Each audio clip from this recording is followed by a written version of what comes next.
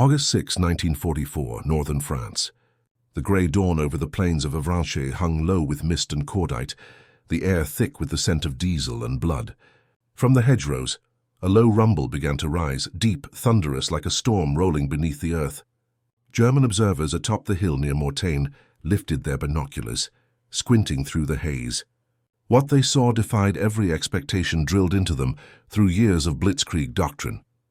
American columns, tanks, half-tracks, and convoys were moving not cautiously, not in disarray, but with terrifying precision. The Wehrmacht had mocked American maneuvering for months, calling it clumsy and predictable. But now, as Patton's Third Army swept into motion, those same men stood speechless before an army that no longer played by their rules.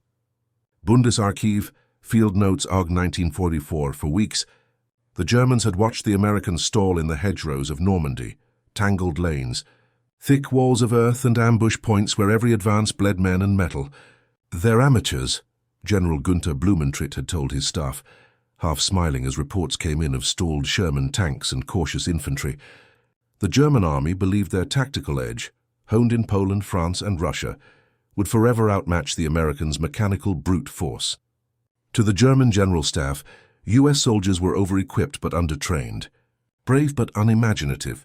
They joked that Americans needed manuals to fight a battle. OKW Memo, July 1944.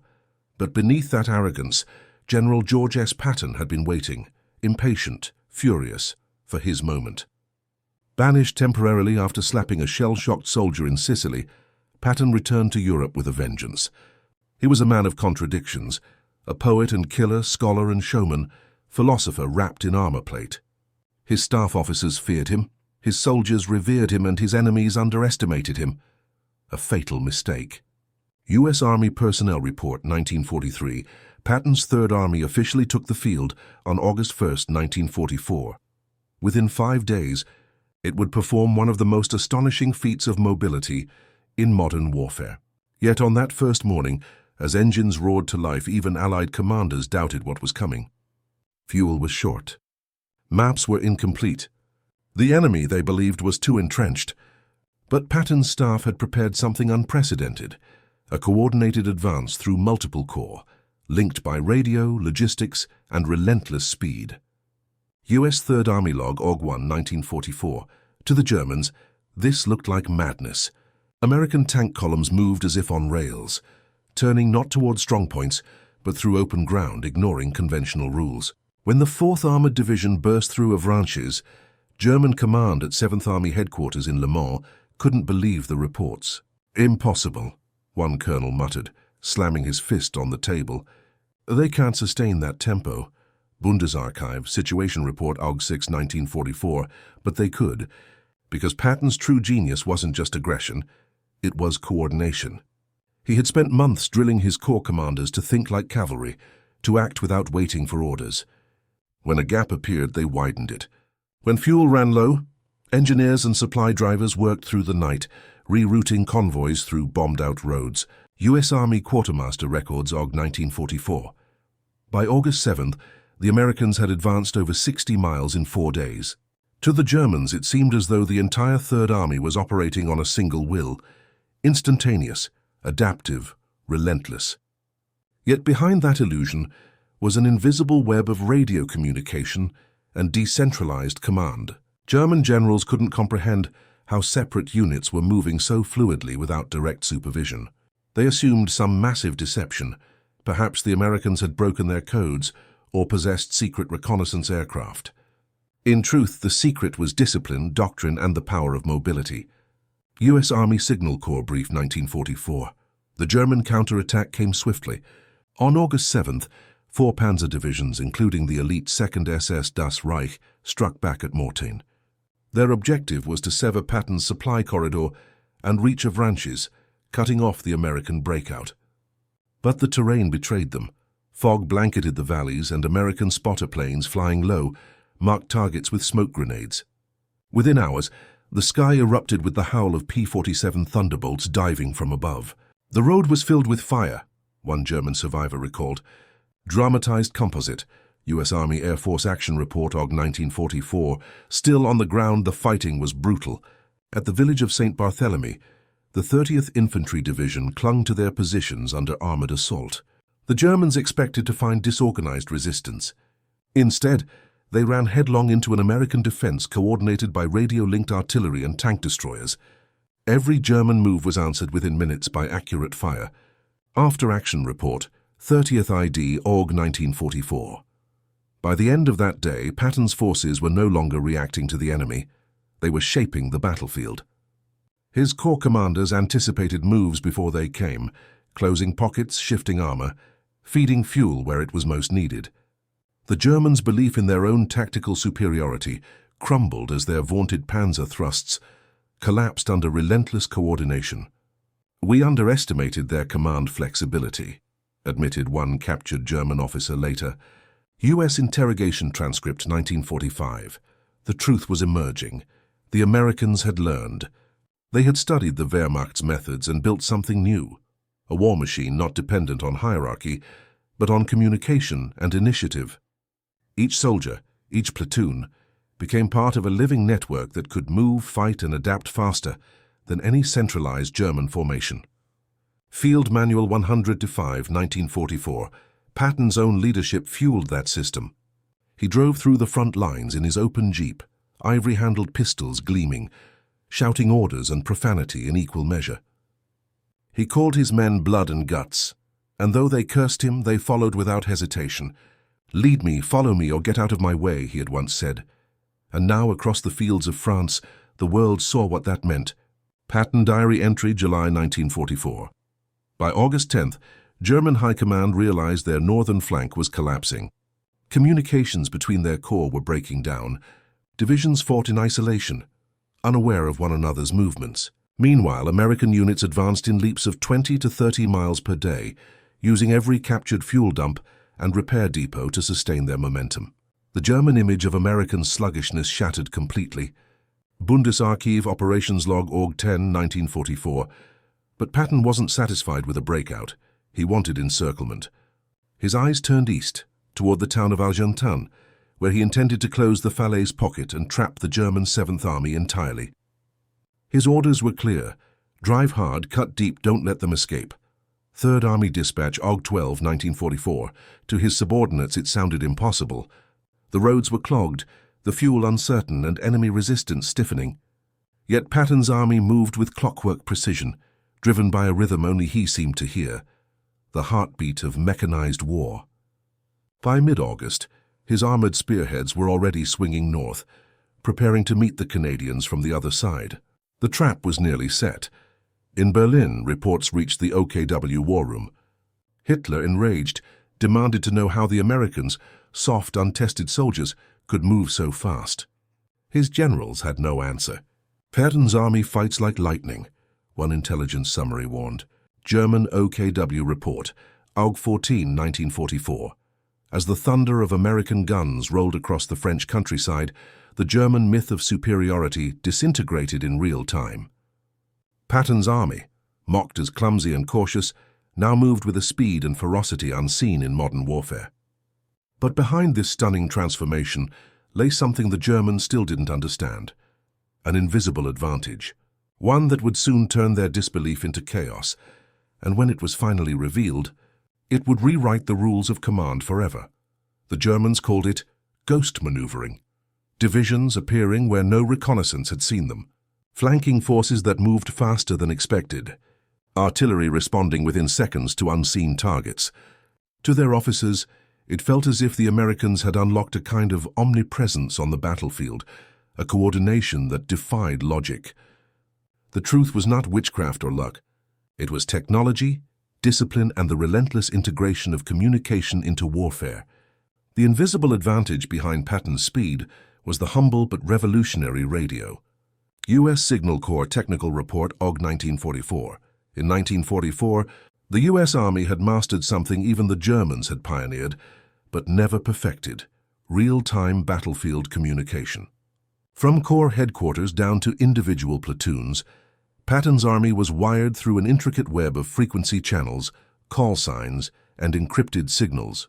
Every Sherman tank carried an SCR 508 radio operating in the 2027 MHz band, allowing crews to talk across units without runners or messengers. Each armored battalion had a command net, an artillery net, and an air-ground net, all functioning simultaneously. Technical Manual TM 11272, 1943. The Germans, by contrast, still relied on chain-of-command radio discipline, rigid, centralized, and often crippled by interference. Many of their tanks carried only receivers, not transmitters, forcing field commanders to rely on relayed orders. When American columns pivoted direction, German response times lagged by hours. One panzer officer near Mortain recalled, "By the time we received orders, the situation had already changed twice." Dramatized composite, Bundesarchiv, Panzer Regiment Debrief, 1945. But radio was only one strand in the Third Army's nerve system. The second was logistics on wheels. While the Wehrmacht's supply lines buckled under Allied bombing and destroyed railways, Patton's men turned improvisation into art. Engineers from the Red Ball Express, a supply network driven largely by African-American truck units, kept the army moving. Each day, thousands of 212-ton GMC Jimmy trucks thundered forward, carrying fuel, ammunition, and rations along freshly marked routes from Normandy beaches to the front. The routes were painted with colored signs, one for northbound, one for southbound, like arteries feeding a living organism. Quartermaster Transportation Report, Sept. 1944. Patton personally toured these routes, barking orders and encouragement in equal measure. He knew the truth of mechanized war. Fuel was life. The Third Army consumed over 350,000 gallons of gasoline per day, more than the entire German Seventh Army could muster in a week. Without fuel, even the mightiest tanks became steel coffins. "My men can eat their belts, but my tanks have got to have gas," he once growled. Patton Diary, Aug. 1944. The Germans couldn't grasp how the Americans sustained such pace. Their doctrine still viewed logistics as a separate service, an afterthought. Patton's staff treated it as combat. Drivers raced through air raids, mechanics rebuilt transmissions in mud-soaked fields, and engineers erected makeshift bridges under fire. It was this living infrastructure, mobile depots, repair trucks, fuel columns, that allowed Patton's armored divisions to move faster than enemy intelligence could track. U.S. Army Corps of Engineers Report, 1945. In mid-August, that mobility was put to the test. Near the town of Argentan, Patton's 14th Corps prepared to strike east to close the Falaise Pocket, the trap that would end the German presence in Normandy. The battle would expose every hidden strength and every risk of the Third Army's system. The offensive began on August 13, 1944. Dawn broke under a red sun as fog clung to the hedgerows.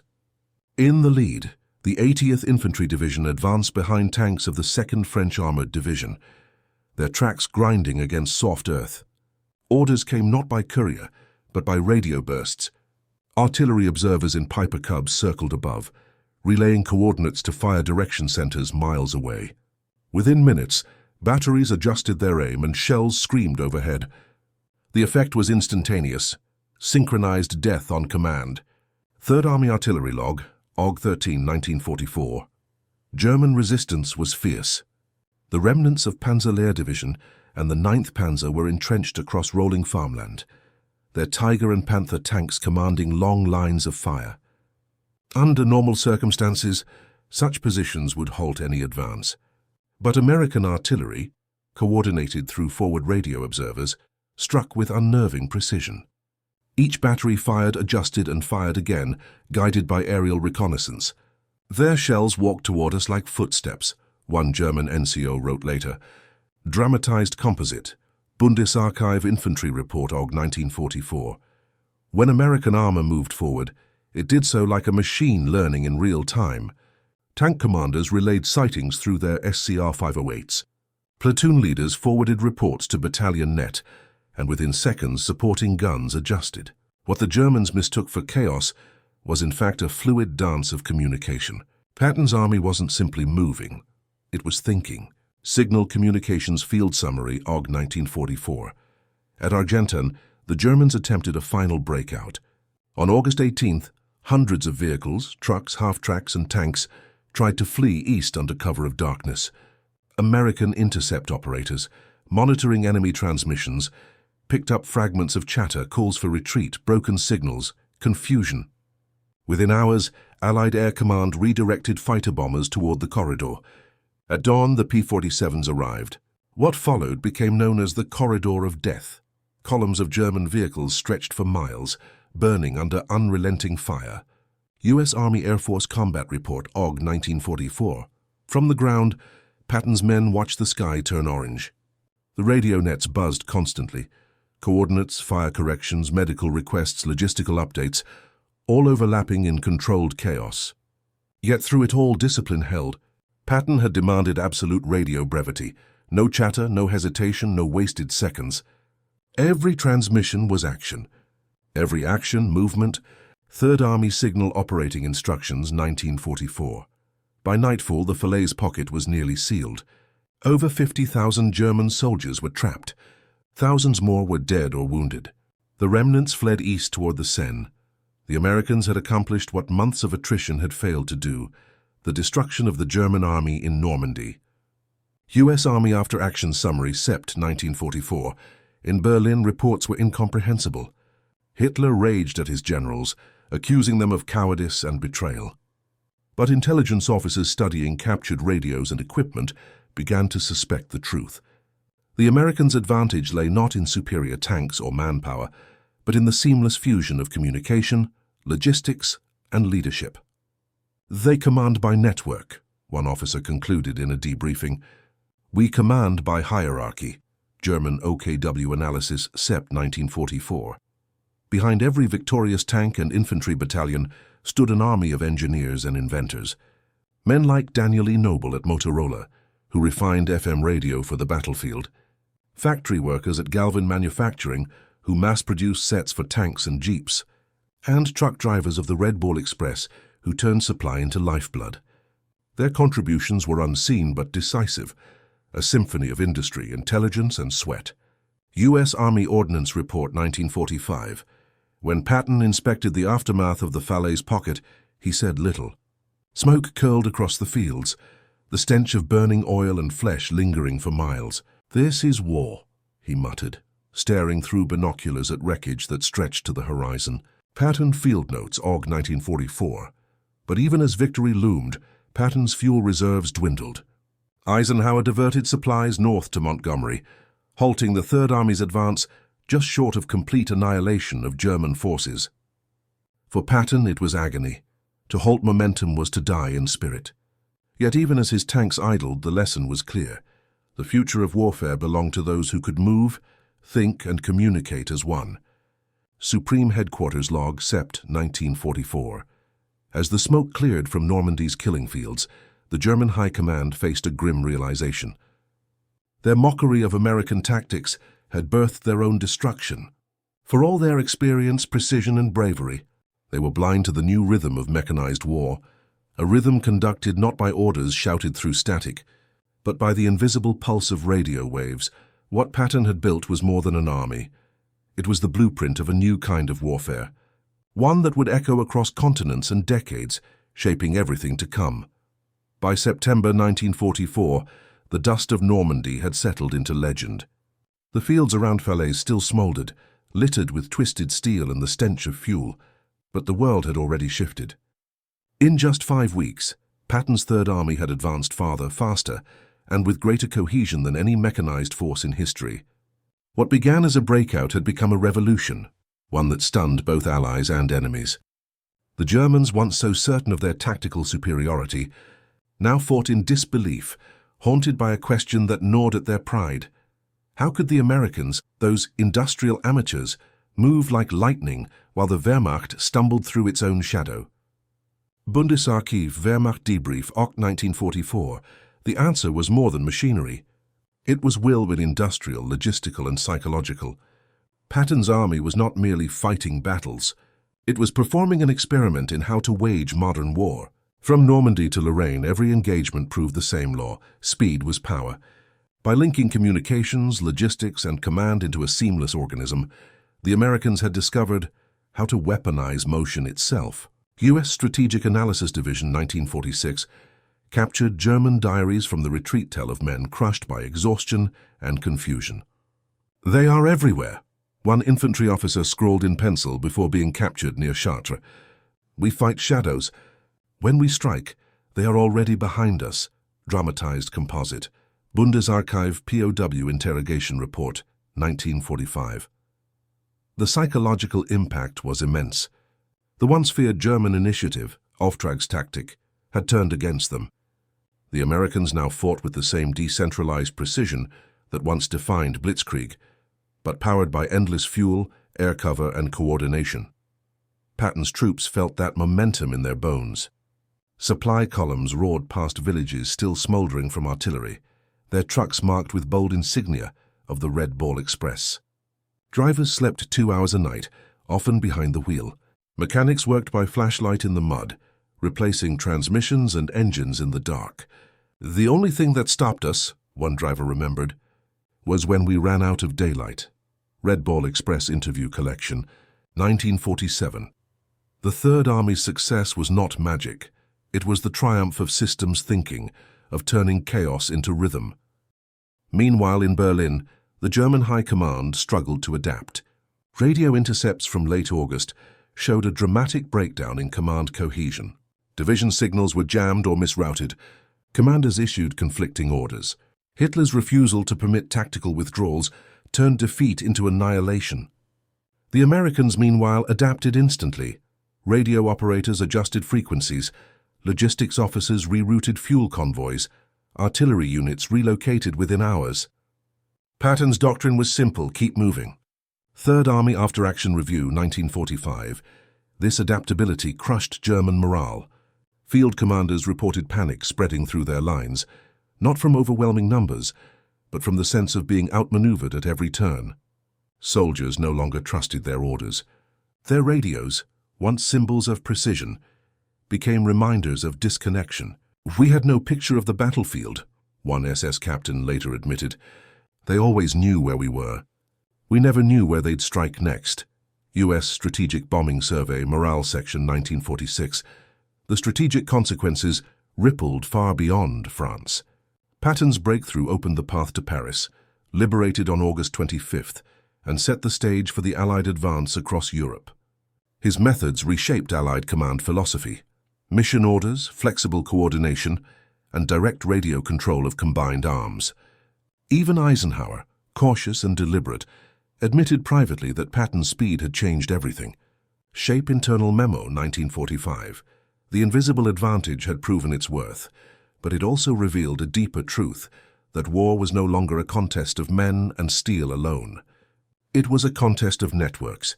Whoever could think, move, and resupply faster would control the tempo of history. In this, America's industrial and technological depth became its greatest weapon.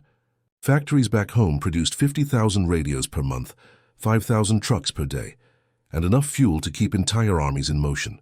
Every crate shipped across the Atlantic was a link in a chain that reached from Detroit to the hedgerows of France. War Production Board Report, 1944. Engineers who never fired a shot became quiet architects of victory. Daniel Noble's FM circuitry kept tank commanders connected even under interference. Logistics planners like General John C. H. Lee orchestrated the supply arteries across Europe. The genius of these minds lay in understanding that victory was not about a single weapon or commander, but about synchronization, about ensuring that at any moment, every tank, rifle, and plane belonged to the same rhythm of war. U.S. Army Ordnance Technical Brief, 1945. For the men on the front lines, that rhythm felt like destiny. "We moved as one body," recalled Lieutenant Karl Kreiser of the 4th Armored Division. If a tank broke down, another took its place. If a road was cut, the radio found a new one. We didn't wait for orders, but we knew what to do. Dramatized composite. Third Army Oral History Collection, 1947. It was this cohesion that terrified the enemy. German interrogations after the war revealed an obsession with Patton's speed, how it seemed superhuman, beyond logic. They didn't understand that it was simply the product of trust, training, and the power of connected command. Allied Intelligence Summary, 1946. As Patton's forces crossed the Moselle and advanced toward Metz, that connection was tested again. Rain turned roads to rivers, fuel shortages plagued the columns, and the German counterattack stiffened. But the system held. Signal units laid wire across flooded bridges. Radio operators recalibrated frequencies to cut through static. Mechanics built pontoon ferries under artillery fire. Our war was fought in sound, one communications sergeant wrote later. The hum of engines, the crackle of radio, the voice of command carried through the storm. Signal Corps Memoir, 1946. For the Germans, the psychological collapse deepened. Officers once arrogant in their tactical doctrine now fought blind, isolated, desperate. The same army that once prided itself on lightning warfare was now outmaneuvered by its own creation. Mobility turned against it. "They have become what we once were," an officer lamented during interrogation after the war. "They fight with movement, not position." U.S. Strategic Interrogation Report, 1946. By late autumn, as Patton's men approached the Saar River, the legacy of that transformation was clear. The Americans had not only broken the German lines, they had broken the German mindset. Warfare had evolved from a chain of commands into a network of motion. The Third Army's campaign became the template for future wars: Korea, Vietnam, Desert Storm, each echoing the same principle that Patton and his men had proved in blood, that communication and mobility were the new foundations of power. Department of Defense Doctrine Review, 1989. In the final days of the war, as Germany collapsed and Patton's armor rolled into Czechoslovakia, he reflected on what had been achieved. "Wars are fought with weapons," he told his staff, "but they are won by men." Patton's speech transcript, May 1945. Yet those men, tankers, drivers, engineers, radiomen, had built something far greater than victory. They had built the modern idea of war itself. Fast, flexible, networked, relentless. When the guns fell silent in Europe, historians would argue endlessly over who won the war: Eisenhower's coordination, Montgomery's patience, Zhukov's brutality. But in the rolling fields of France, under Patton's restless command, the future had already arrived. It came not with glory, but with the hum of a radio, the grind of gears, and the unbreakable will to move forward. And for the German commanders who once mocked American tactics, their laughter now lived only in memory, drowned forever beneath the roar of Patton's engines and the static of a new age of warfare.